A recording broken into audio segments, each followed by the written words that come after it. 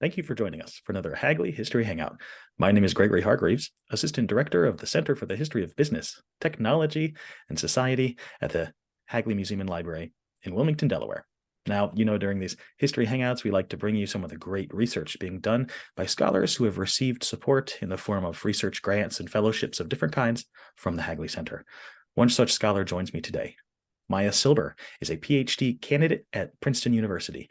Maia, thank you for joining me today. Thank you so much, Greg. Oh, you're welcome. Let's start by painting with broad strokes. What is it that you're researching and writing about? So I'm researching and writing about casual labor, which is a form of labor that is a little bit tricky to pin down because it's often defined against what we think of as the norm of work. So that's 9-to-5 job. You go in every day, you have that job for a long time, maybe even for your entire life. But there have always been forms of work that don't fit into that model, sometimes called day labor, casual labor, itinerant or migrant labor. Today, we often talk about gig work.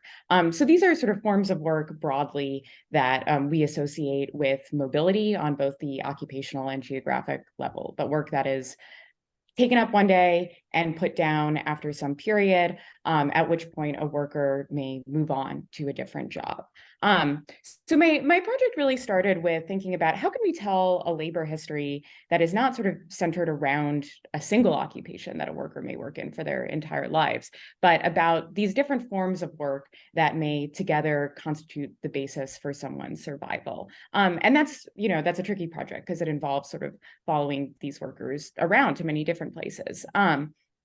And so what I really wanted to show is how those forms of work, even as we think of them as the sort of exception from the norm, have in fact always been a major feature of the economy. And that's true even in the moment that my period zooms in on, which is the moment immediately after World War II, which we often think of as this moment of sort of greater stability and security before job protections began to erode in a major way in the 1970s. So my project is sort of going into the heart of that moment and following both workers themselves who are scraping by with multiple forms of employment, and also looking at the political discussions about what this type of labor is, whether it's good or bad, should it be abolished or protected, should workers be empowered, should they be trained for different conversations, and following those debates and experiences over the course of roughly 2 decades.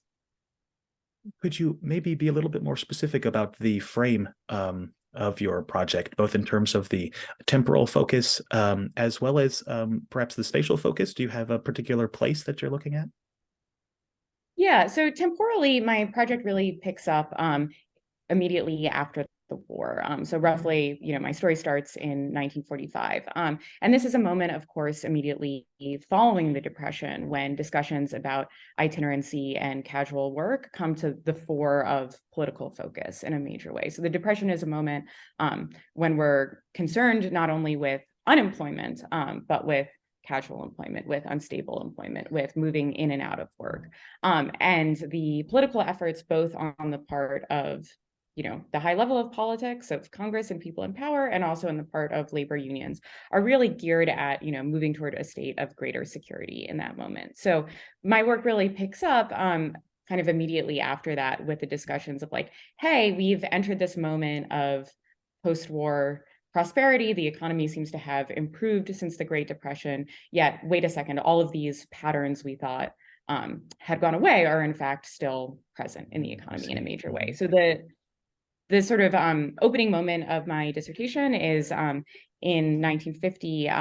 There is a congressional committee discussing low-income families, and in particular, this one social worker that I'm following, her name is Helen Hall, and she collects a series of case studies. There are about 100 of them, and to speak to your geographical question, these are all over the country, and these are families who are experiencing what she calls this pattern of broken work. So that's really the kind of moment when I'm beginning with, okay, the labor movement is empowered as it's never been before. We have greater sort of welfare protections on the federal level, but what do we do with this category of workers? And for Helen Hall, these are people making less than $2,000 a year, which is as much as about a quarter of the population, and they don't seem to be protected by all of these new laws we put in place. So what do we do with them? And to answer your geographic question, I'm really moving around geographically, and that's like another way in which my project sort of is trying to depart from like a classic labor history model where we might like follow an occupation in place over time, Mhm. which undoubtedly introduces a lot of problems. But from the beginning, I knew it wasn't going to make sense to stay tied to, for instance, a single city because workers themselves are mobile. And in fact, one dynamic I'm particularly interested in is workers who may move between industrial employment in cities and rural employment, often on a seasonal basis in the surrounding environ. So I think sometimes like when we, think about different parts of the New Deal labor regime, we think about, okay, these big industrial cities, where unions are powerful in the Northeast and the Midwest. And then we think about, rural regions in the West and the South. And part of what I'm interested in is many of these places are actually quite proximate to each other. That's true, for instance, in upstate New York, where you have workers moving between industrial employment in cities like Rochester and Buffalo, and then into agricultural employment on the apple and potato farms immediately surrounding them. So the sort of dissertation is made up of different case studies, but they really sort of traverse the country. Oh, that's a really fascinating approach, sort of a social history, a really proper social history of casual labor. Thanks. How did you come by your social worker? It sounds like she really forms an important actor in your story, and then perhaps also an informant. Yeah. So I guess I sort of found this broader cohort of mostly women who are, many of them come of age in the progressive era. They go to schools like Vassar and Smith. They study economics and sociology. They're deeply involved in the formation of New Deal policies, especially as part of the Social Security Board. And many of them are interested in work because they're coming from the perspective of looking at women and children who have never fit into that paradigm of, the typical industrial worker with a greater degree of union protections. And in the post-war era, many of them move either into the private sector or into the state government, and they begin to expand their focus, still using that analysis of, okay, what if we think about all of the workers who are like left out from our paradigm of what the typical worker is. And for them, that includes migrant workers, it includes disabled workers, it includes formerly incarcerated workers, and they begin to sort of use that paradigm to follow these workers sort of across industries. So one sort of way I've gotten into sources, because of course it's like in not following a single occupation, I'm not bound to a single, labor union's archive. So I'm often trying to follow people who are interested in the problems of the poor in their period and in the problems of work outside of the labor movement in their period. So that's really where I've sort of traced these workers. And this particular social worker, Helen Hall, she was the president of the National Federation of Settlements, which was a sort of big national association that sort of combined multiple like local settlement houses under its umbrella. And her papers are at the University of Minnesota. Well, what could you perhaps give us an example of a worker or a family of workers and what their experience would have been with casualized labor in this period? Yeah, so I can elaborate a little bit more on some of the dynamics I'm looking at. So one kind of Mhm. dynamic I had picked up from that set was men who are in fact employed in industrial unionized jobs and have, relative security of employment, but don't always have regular work. So for instance, Mm. there was one family I looked at in that series where the man was a fireman for General Electric, which is a major company that like began unionizing in the early 20th century. But he experiences a pattern that's relatively common where he has this job with General Electric. He can count on that job going forward because his union has won him protection from sort of summary dismissal. But what he hasn't achieved, what his workforce hasn't achieved, is regular work. So General Electric, like many companies, has sort of major fluctuations in demand over the course of the year. Some of these fluctuations in industrial employment are seasonal. They have to do with, work that is outdoor weather dependent work. This is true, for instance, of railroad workers, of longshore workers, but it's also true of sort of cycles of demand. So for major manufacturers, they're often the sort of first step in the supply chain, and then they're gearing their cycles towards, the manufacturers of consumer goods, who may in turn be gearing their cycles towards retail cycles. So the phenomenon that results from this is that many workers are on temporary layoff for long periods of time. Mm. These are, sometimes as few as a few days, but can often stretch to several months. And this is one thing I was looking at the Hagley, was the files of the Pennsylvania Railroad, which actually has these graphs of, here are 50 workers, and charts of how many days a month they're missing. And some of these workers are missing as many as 20 days a month. And other times their work is really seasonal. So to take it back to this General Electric worker, he has a job that's theoretically a regular job, but he's only actually working for about 6 months of the year. So how does his family survive? Well, when he's not working, he's doing some painting and upholstering for his neighbors. So essentially, sort of informal work, which, he might earn direct monetary compensation for, or for which he might receive sort of payment in kind. His wife is picking blueberries in the summer. And this is a very common form of sort of agricultural work for women and children that was picked up on a short-term seasonal basis. And women would often sell these berries at farm stands or out of their own homes. And his children are working part-time jobs in the service industry. So that's sort of an example of you have a family that might on paper, hey, here's a guy who works at GE. Mm-hmm. That's, great job for a big, thriving company in the post-war moment. His wife on paper is not working, is supported by him. But in fact, you see all members of this family sort of strategizing around this problem of his interrupted employment and in taking up these various sort of informal forms of work that are used to sustain the family along with, the formal wages that this man receives. And this pattern of a combination of strategies to get through and to make ends meet, is that typical of your subjects? Yeah, I think so. Basically, the strategies themselves vary, but I think what I've seen generally is the sort of way in which survival is improvisational. It doesn't necessarily fit a particular template. It doesn't fit this template that we have of the family wage, the consistently employed husband supporting independent spouse and child, but it doesn't necessarily fit it's not just the inverse of that either. So you have families sort of moving between different strategies.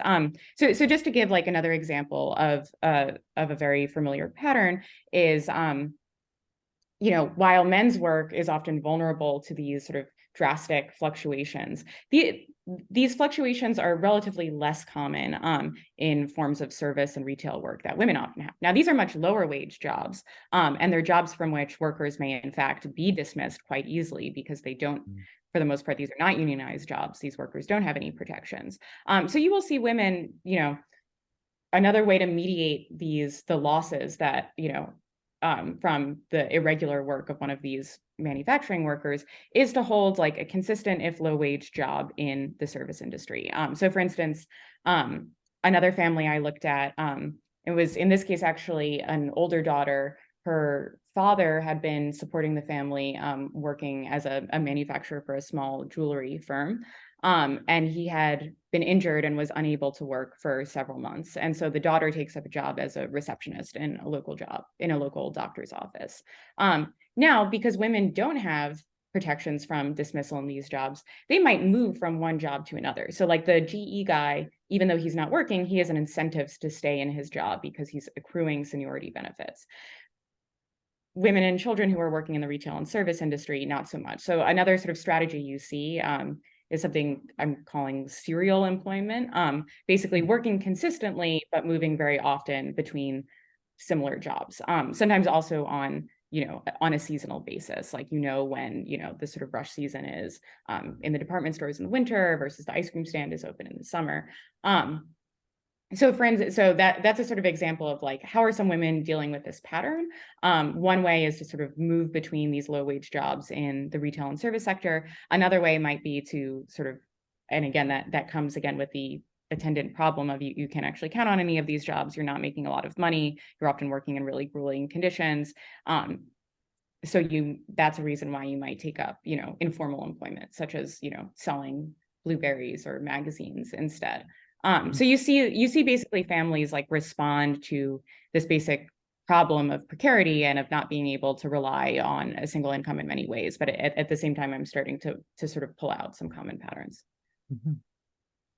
Well, what are some of the political consequences of having a large proportion of the country dependent on these, as you say, improvisational survival strategies.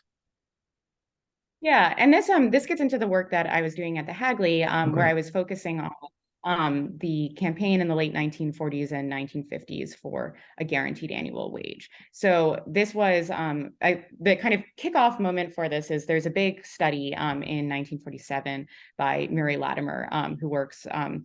He was at the time working for the Office of Price Administration, but he had worked for a variety of New Deal agencies. And he's pointing out, exactly this phenomenon. Okay, the labor movement has secured for workers these new protections, but we still have this problem of workers being on layoff for several weeks or months at a time.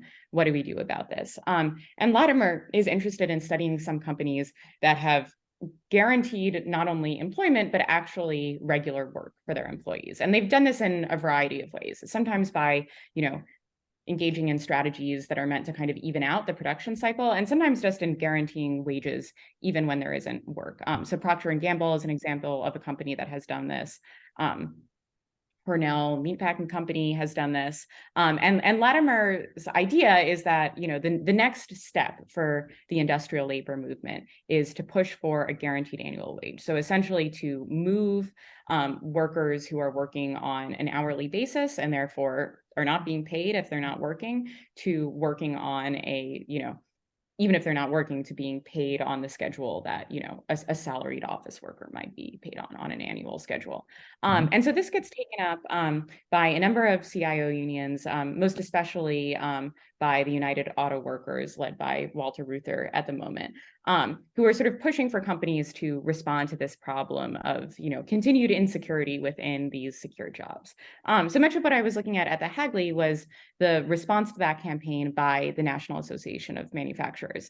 The National Association of Manufacturers, it will surprise no one to know who has engaged with that organization, is very much opposed to this idea. And the National Association of Manufacturers really sees this as, labor kind of crossing the line and beginning to actually dictate how the production cycle should work, to having a say in industrial policy itself, which is, of course, exactly what people like Reuther want.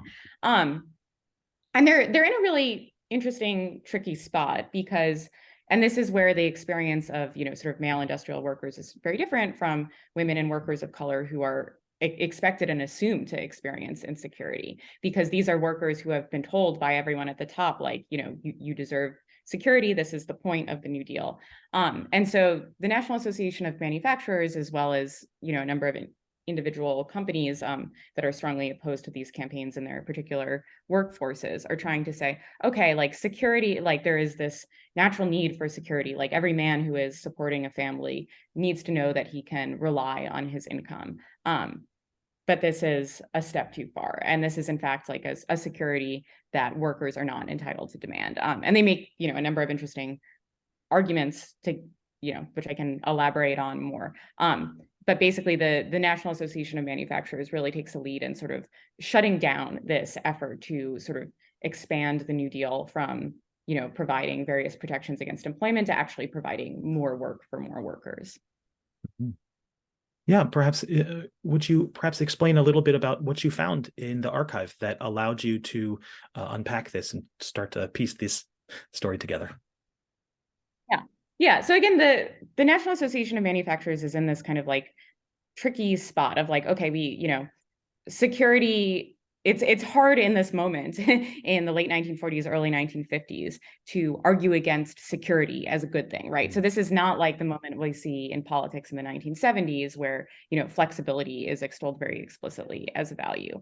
And so the strategy that they really take is to, on the one hand, say to each other, well, it's impossible to provide these guarantees because we really can't distinguish, our longtime employees from our casual and temporary workers. And then to say publicly, the problem with the guaranteed annual wage is that it benefits casual and temporary workers. And that's unfair to the stable family man who has devoted his life to this company. The reason they're making that argument essentially is because many of the proposals for the guaranteed wage were really about increasing company provided unemployment benefits, in combination with state provided unemployment benefits would have sort of added up to equal the amount of wages that workers were not receiving in these periods. So the formula for calculating these, basically, like the more you were receiving from unemployment insurance, the less you would be receiving from your company, and vice versa. So the argument that National Association of Manufacturers is making, for instance, is, well, unemployment benefits are cued to give more money to men with families, whereas single men get less from state unemployment. Now, this would work, which means that those single men would get more from the companies themselves. So the National Association of Manufacturers is really making this argument that, like, these employment benefits would benefit this very particular class of sort of drifters, of these single men who aren't attached, they're not devoted to their family, to their community. And this is definitely, like, tinged with homophobia in ways that connect back to, for instance, the way that Marco Canaday writes about casual laborers in the 1930s. So there's this effort on the part of National Association of Manufacturers, even as they're acknowledging the extent to which these precarious conditions affect workers across their workforces, to sort of carve out this imagined group of workers who are, casual and deviant, and who cannot be trusted, and for whom these benefits would make a greater difference. So that's really what I'm kind of getting into now, is thinking about how, within these workforces, these differences get imagined and carved out between different workers, which run sort of directly in opposition to this campaign to create greater security for the entire workforce. That's just a fascinating story. What else did you look at in the Hagley Library collections? Yeah, so the other main thing I looked at, in addition to the National Association of Manufacturers records, were the records of specific companies that have these sort of patterns of seasonal unemployment, and looking at how they measure them, as well as their efforts to, respond to workers who are seeking out greater concessions. So I've already mentioned the Pennsylvania railroads, and they're really typical of, again, of an industry in which, workers have won, like, spectacularly high wages. They have won considerable protections. In fact, railroad workers get their own form of unemployment insurance from the Railroad Retirement Board, which is in excess of the unemployment insurance that even most industrial workers get, but in which these sort of seasonal patterns persist. So one thing I was sort of looking at in their records was just, like, how employers are actually charting out the seasonal patterns of work and how they're managing around it. Another company I was looking at was the Seagram Company, which owns a number of distilleries. Now, brewing alcohol is also a seasonal business. Again, it's connected on both sides of the supply chain. On the one hand, to, the raw materials are produced in an agricultural context, which is seasonally and weather dependent. And then on the consumer side, as in every industry, consumer industry fluctuates over the course of the year.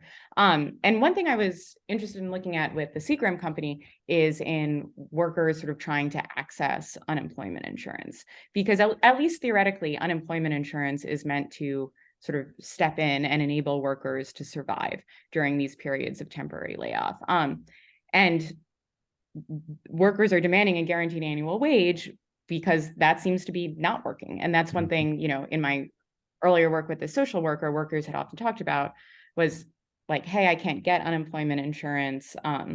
Even workers who are sort of theoretically on paper, like they are in an industry that is supposed to be covered by unemployment insurance, they don't seem to get it. So I was trying to figure out why. And one really interesting thing I found in the Seagram papers was basically that company has a policy of disputing every unemployment insurance claim that is made. So of course, there are all kinds of conditions attached to your ability to collect unemployment insurance. In some cases, seasonal workers are explicitly exempted. In other cases, you have to have worked for a certain amount of time, I think often about 3 months, but these conditions, of course, vary wildly across different states. You have to be ready and able to work, which means that workers with disabilities are typically not able to get unemployment insurance. Sometimes they're covered by workman's comp, sometimes not. And you have to be available for work. And this is a big one, because basically it means that if your employer recalls you, you have to be there, like, and come back. And this both prevents workers from going out and seeking other jobs during these periods of temporary layoff, because then they might not be around when the foreman, calls at their house, or they won't be there to, show up at the site when they're called to show up the next day. And companies are really able to manipulate the system, where basically, like, they'll call workers back with as short notice as they possibly can, and they'll seek out evidence of workers trying to find other jobs. So there are a number, because the criteria vary so greatly from state to state, and because there are all of these exemptions carved out. Employers like Seagram are taking whatever opportunity they can to say, hey, this particular worker is not actually eligible for unemployment compensation. Which I think of it is an interesting dynamic to me, because we often think of, the Social Security benefits as, the more generous part of the New Deal state, in contrast to something like aid to families with dependent children. But there's a question of, like, are you eligible for unemployment insurance on paper, and are you actually receiving your unemployment insurance? So that's one thing I was able to follow in these company records, is just looking at all of the different ways in which employers are trying to contest, often on like a case-by-case basis, workers' attempts to retrieve unemployment insurance. I'm wondering whether your study has implications for the present moment. Yeah, I mean, I definitely going back to what I said at the start, like, one, sort of motivation of the project was to say, we're having all of these conversations about the decline of the good job, the rise of the gig economy, unstable work. And we often think of ourselves as having sort of moved away from a one-time norm. And I started diving into this research after reading basically a bunch of sociological studies in the 1950s and 60s, where these discoveries were repeatedly made. So we sort of continue to discover that this norm of stable work is not, in fact, the norm. And often our response to that is to say, okay, but here's the exception. So the kind of motivation of the project is to say, like, what if instead of taking these workers as the exception from a norm, whether we think of it as the norm of our own time or the norm that was once passed, like, what if we look at these workers as the norm and study, what happened to them, how they responded to it, and also, how their situation was understood as a political matter. And to me, that's important in terms of understanding the present day moment, in that I think, if we think of the problems, I mean, this is a, just classic historian justification, but if we think of the problems we're confronting as entirely novel, we're going to miss everything we've tried in the past, and, both the successes and the failures. So with that being said, I think that probably what I won't know until the end of the project is, having that, like, really kind of clear answer on what were our most successful attempts, what were the failed attempts, why did they fail? And I think those answers are really going to vary, like, across different industries and for different components of the workforce. But I wanted to begin by sort of, diving into this category of work, and seeing it as not novel or exceptional, but rather like a really persistent feature of our economy over time.